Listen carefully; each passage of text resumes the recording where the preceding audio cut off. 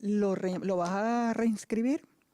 No estamos seguros. Vamos a ver si hay cambio en los últimos. De lo contrario, si no hay cambio en el reglamento, no vamos a convalidar un acto inconstitucional e inmoral por lo demás. ¿Ah, sí? Sí, Oye, de ese tema tenemos que hablar al final del foro. Le vamos a dar prioridad al foro porque es bien importante conversar con ustedes. Y tenemos al analista político John Magdaleno, con quien vamos a tratar de, además que es un estudioso de números y de lo que la gente dice a través de Focus Group y de todos estos 18 años del chavismo, de cómo evolucionó e involucionó, si fuese el caso. Alonso. Exactamente. Bueno, Eustoquio Contreras y John Magdaleno, ayer cumplieron 4 años del fallecimiento de Hugo Chávez Frías, en una historia tan insólita que buena parte del país no se creía el asunto.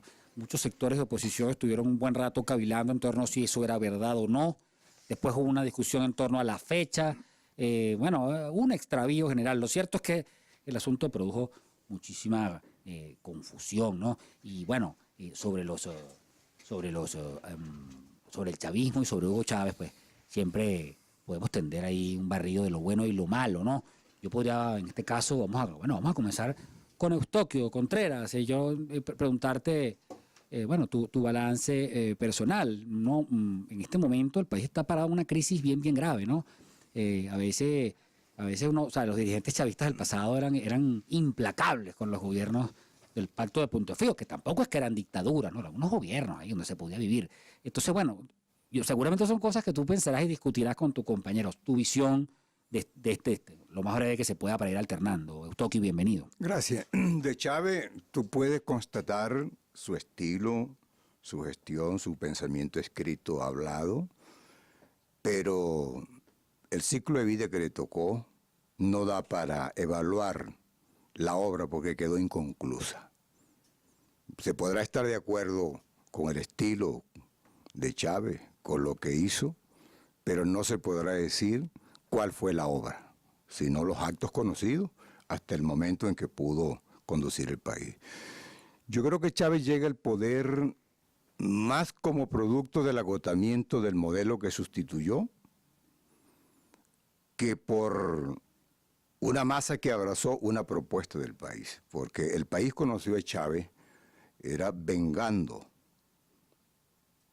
en una actitud de castigo en nombre de un pueblo que ya no creía en el viejo proyecto, a quienes gobernaron hasta el momento. Y la izquierda, a veces tengo camaradas que se molestan con esto, uno de los trastornos que tuvo Chávez es que un hombre que llegó buscando paradigmas, buscando definiciones del qué hacer con el poder que buscaba, y la izquierda venezolana estaba en el peor momento de su decadencia teórica y de lucha social. De tal manera que fue Chávez el que vino a levantar a la izquierda cuando la izquierda histórica ha debido de servirle de plataforma teórica, los constructos ya eran paradigma caído. Y eso va a explicar por qué fue tan aparatosa la primera etapa de la transición política. Interesante. John, y en ese orden de cosas, ¿a ti te parece que qué tan legítimo puede ser evaluar a Chávez y a Maduro como si continuador, pues como parte del mismo, porque hay personas que consideran que son dos temas distintos, pues que hay que... Bueno, en primer lugar, buenas tardes y gracias por la invitación y un placer estar con el diputado Contreras. Gracias. Bueno, yo diría, siempre es lícito y legítimo hacer cualquier tipo de evaluación si usted, digamos, tiene talante republicano y democrático, ¿no? La res pública le indica a usted que usted tiene la facultad de evaluar el desempeño gubernamental de cualquier periodo, de cualquier tiempo y de cualquiera sea su orientación. Así que, para empezar, yo diría, yo estoy de acuerdo con el diputado Contreras, es decir, Chávez es más el fruto de una reacción que genera, especialmente en las últimas 2 décadas, el sistema político que conocimos como la democracia pactada, que hoy se conoce como punto fijo, que por cierto es una mala categoría para etiquetarlo porque el pacto de punto fijo se disolvió bastante rápido. URD sale bastante rápido del gobierno de coalición, hay unos cambios importantes en las reglas de juego originales decir, punto fijo es una descripción, una aproximación, podría decirse, pero no es un mal descriptor de lo que allí ocurre. Pero volviendo al argumento central, sí es cierto que 2 décadas consecutivas de deterioro socioeconómico, como se puede verificar con muchísima facilidad desde el 79 hasta el 98, esa por cierto fue mi tesis de maestría. La tesis de maestría la llamé algo así como la caída de la democracia pactada, ineficacia y deslegitimación del sistema político venezolano. Es decir, que 2 décadas consecutivas de deterioro socioeconómico sí abrieron la puerta para 2 fenómenos. Primero, para que la mayoría de la población buscara a un outsider, alguien distinto de los partidos políticos tradicionales, y en segundo término, cosa que por supuesto yo no respaldo en lo personal, pero así ocurrió históricamente, alguien que lo había intentado primero, había intentado llegar al poder primero por la vía de un intento de golpe de Estado en el año 92. Así que con esto dejo la pata para la respuesta a tu pregunta, Alonso. Maduro es la continuación del sistema político. Es decir, Maduro intenta fijar un propio estilo. Se ve cada vez más el esfuerzo, digamos, para quienes estudiamos la narrativa oficial. Se ve un intento por posicionar una imagen, un rol público particular, pero tanto él mismo en su desempeño público como la propia coalición parecen estar anclados aún a la imagen de Chávez, al legado de Chávez, que es en efecto, es la marca más potente de la coalición, porque es el fundador, el que lidera el movimiento.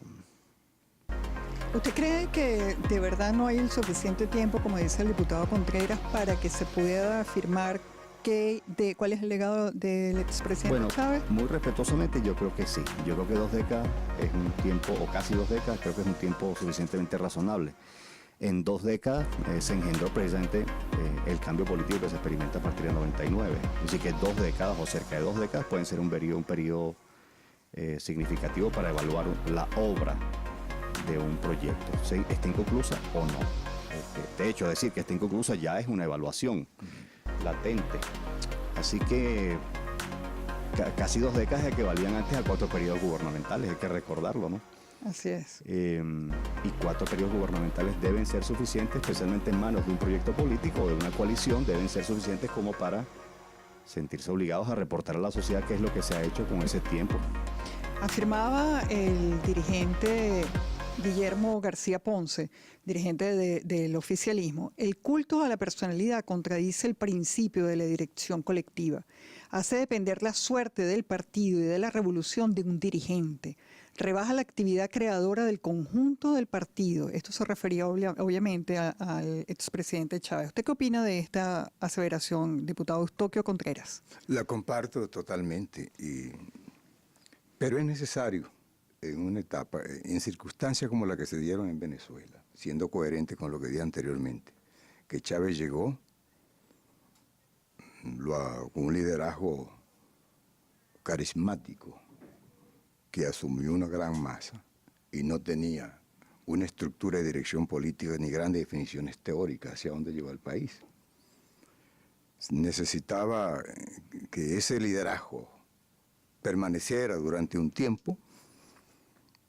Desde luego, debió estar percibiendo eso más temprano, de la creación de una dirección política colectiva y de desarrollo de nuevo liderazgo. Y esto tiene que ver un poco con lo que decía anteriormente. Perfecto. ¿No? Una gestión ubicada en el espacio y en el tiempo puede evaluación que dure meses, indudablemente. Lo que yo he querido decir, que para ir al fondo del pensamiento de Chávez, faltó conocer parte de su obra porque la vida no se lo permitió. Yo creo que Chávez ahorita estuviera dando virajes importantes.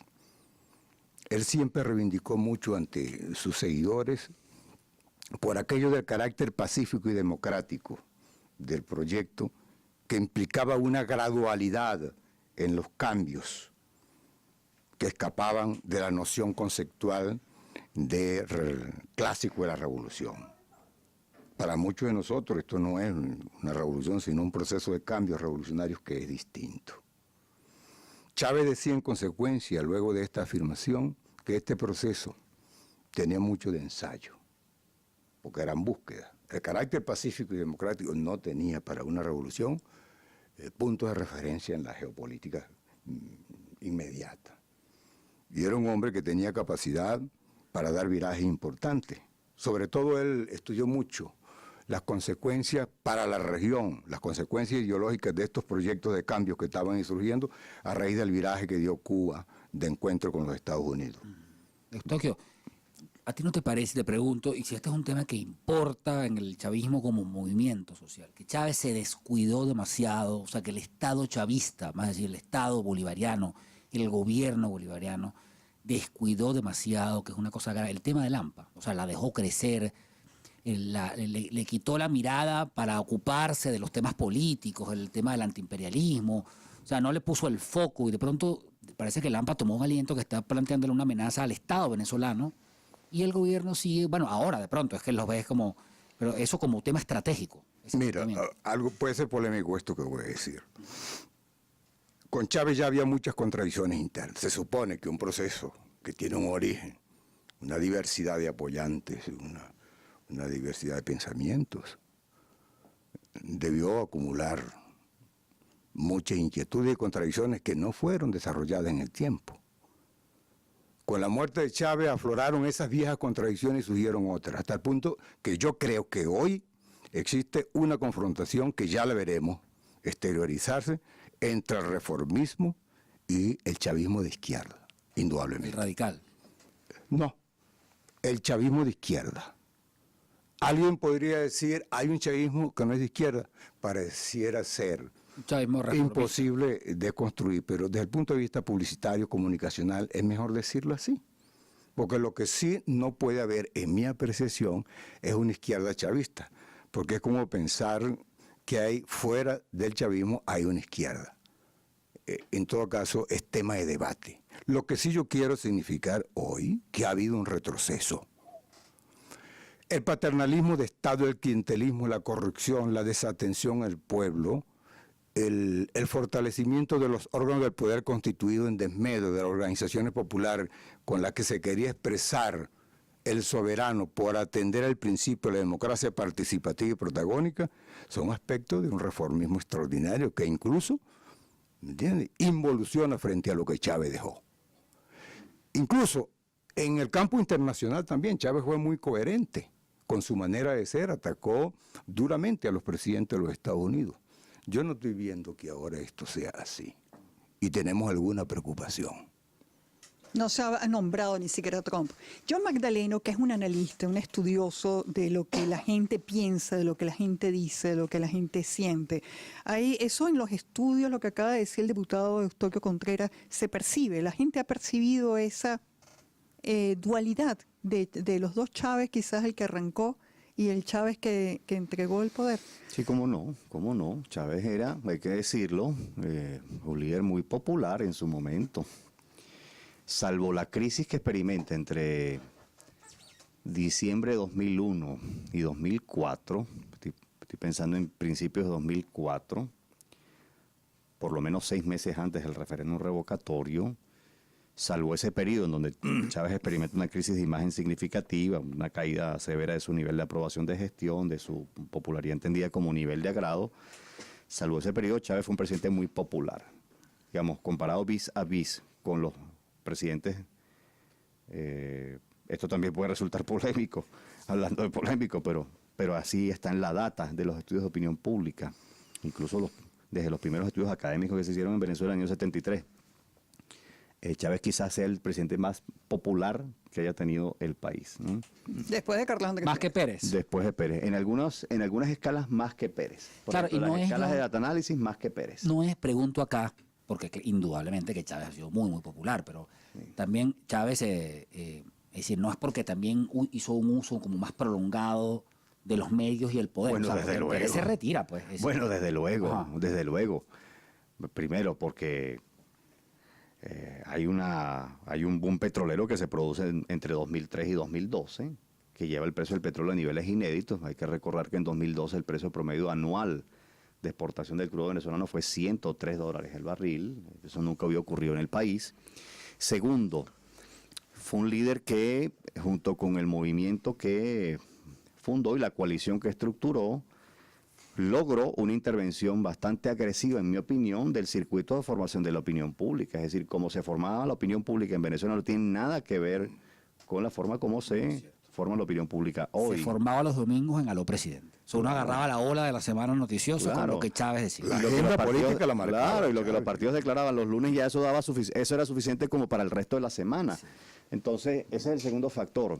Y el tercer factor que yo creo que posibilita que Chávez tuviera esos números, esos niveles de aprobación, bueno, es por un lado la construcción de un aparato de inteligencia política desde el Estado, pero por otro lado, y hay que decirlo también, bueno, diversos errores estratégicos que comete la oposición a lo largo de todo el periodo, especialmente los errores que se cometen entre 2001 y 2004, y podría decirse otros errores de fecha más reciente, si es el caso, ¿no? Sí, Eustoquio, sobre una vez, te voy a dar un cuento que una vez le comentaba a una persona cercana.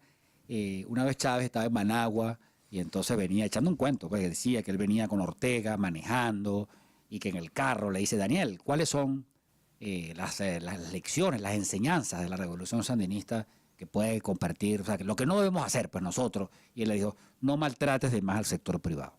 Y yo me pregunto, ¿qué pasó ahí? O sea, el juego no se está yendo por ahí. Es decir, no es que lo que produce los bienes y los servicios, lo que paga el sueldo, está siendo derrumbado, no está siendo sustituido por nada, y entonces estamos comiendo comida importada.